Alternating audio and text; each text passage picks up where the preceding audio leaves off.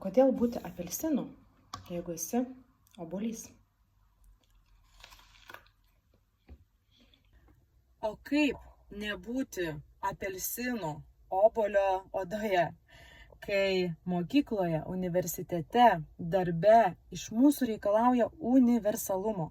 Mes ne tik, kad turim būti apelsinu, būnant obuoliu, mes turim būti ir bananų, ir ananasų, ir kartais net arbūzų.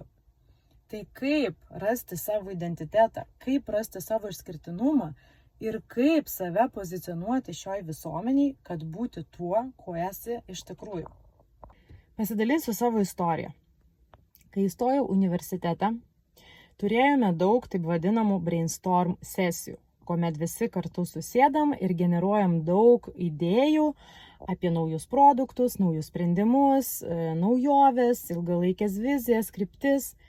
Ir kiekvieną kartą, kai reikėjo dalyvauti tokioj sesijoj, man smegenis tiesiog užsirakindavo, užsiblokuodavo ir man neateidavo nei viena mintis. Kaip galvoju, aš dabar turiu išugdyti tą gebėjimą, kaip man išmokti generuoti idėjas. Ieškojau sprendimų, mokymų, visokių mind mapų, kaip nuo ko pradėti tą idėją generuoti. Kažkiek lyg ir atsiverdavo tos mano čakros, bet tikrai ne tiek, kiek pavyzdžiui matydavau, kaip kitiem kolegoms studentams tai pavykdavo. Ir per tą laiką, per 4 metus, man jau susiformavo kompleksas, kad jau generuoti idėjų ir brainstorminti aš nemoku, aš nesugebu, aš neturiu kažkokio gyvybiškai svarbaus skillso. Ir po universiteto pradėjau dirbti, mano pirmas darbas buvo dideliai korporacijoje, atėjau ir galvoju, brainstormo laikai baigti, dabar pradėsim darbą. Na ir ką jūs galvojat, pirmas susitikimas, brainstormo sesija dėl ar naujo produkto, ar jo sprendimų. Viskas galvoju, karjera dar neprasidėjo, o jau baigėsi. Ir darbe tas buvo dar sunkiau, nes maža to, kad man yra kompleksas, maža to, kad aš dar ne iki galo suprantu produktus, tai dar tu esi tarpe vadovų, autoritetų, kur iš vis norisi susigūžti į kamputį, kad niekas tik nepaklaustų ir niekas tik neliestų tavęs. O tuo metu ta organizacija buvo vadovas, kuris labai mėgdavo pakalbinti naujokus, ypatingai studentus, nes jis visada domėjosi jaunų žmonių mąstymų, idėjomis. Tai žinokit, kiekvieną kartą eidavau su didžiulė baime.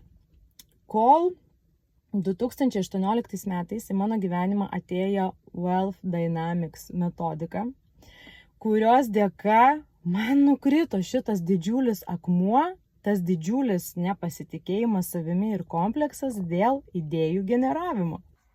Pagal šį metodą kiekvienas esame iš prigimties vienos iš 4 energijų atstovai. Tam, kad būtų lengviau suprasti, kokios tos energijos, aš jas vadinu sezono pavadinimais. Tai yra pavasaris, vasara, ruduo ir žiema. Štai toks kvadratas, kuriame visi kartu bendradarbiaujam kaip komanda, kaip žmonės, kaip skirtingų energijų atstovai. Taigi tie žmonės, kurie iš tikrųjų lengvai generuoja idėjas, yra būtent pavasario žmonės. Jų galva visą laiką yra kažkur danguje, jie yra iš prigimties optimistai ir jų galvoje nuolat verda idėjos. Netgi jiems miegant tos idėjos kūrėsi, gaminasi ir pilna galva yra minčių. Tai yra žmonės, kurie geba numatyti ilgalaikę viziją, ilgalaikę strategiją. Jie turi gebėjimą netgi sugalvoti tai, kas pakeis mūsų ateitį, kaip pavyzdžiui Steve'as Jobsas ar Henry Fordas, kurie visai pakeitė požiūrį į mūsų požiūrį automobilius ar į technologijas ir visiškai pakeitė mūsų kasdieną. Tai yra tie žmonės, kurie pasikrauna nuo buvimo žmonėse ir kurie geba parduoti tą savo idėją. Jie turi ir lyderystės stiprių savybių. Aš tuo tarpu esu visiška priešingybė. Aš esu rudens energijos atstovė. Taigi visi tie dalykai, kurie yra stiprybės šitiem žmonėm, tai yra mano visiškai silpnybės. Generuoti idėjas, kurti kažką naujo, numatyti ilgalaikę viziją. Aš esu rudens atstovė, aš esu arti žemės. Aš esu stipri suplanuoti, suorganizuoti. Jeigu yra duoti ilgalaikę viziją, galiu labai detaliai sudėlioti visą planą. Komunikuoti man yra lengviau vienas ant vieno. negu kad stovėti prieš minią ant scenos. Rudens energijos žmonės dažnai renkasi tokias veiklas, kur, kaip vadinu, yra žmogus žmogui. Tai gali būti psichologai, coacheriai, mokytojai, medicinos atstovai, tai yra mitybos specialistai. Ten, kur reikia būti su žmogum, išjausti jį ir padaryti pokytį jo gyvenime.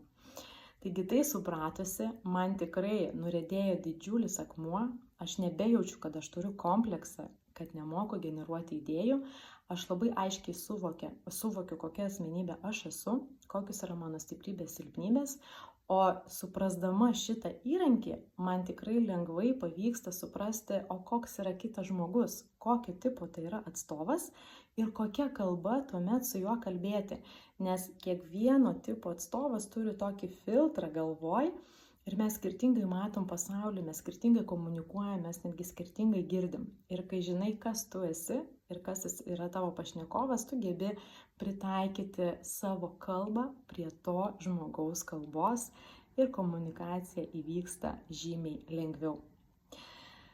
Tai jeigu save atpažinai, jeigu esi pavasaris ar ruduo, palik prašau komentarą, kokios mintis kyla. Na ir sek mane toliau, nes kitas video bus apie vasaros ir žiemos žmones.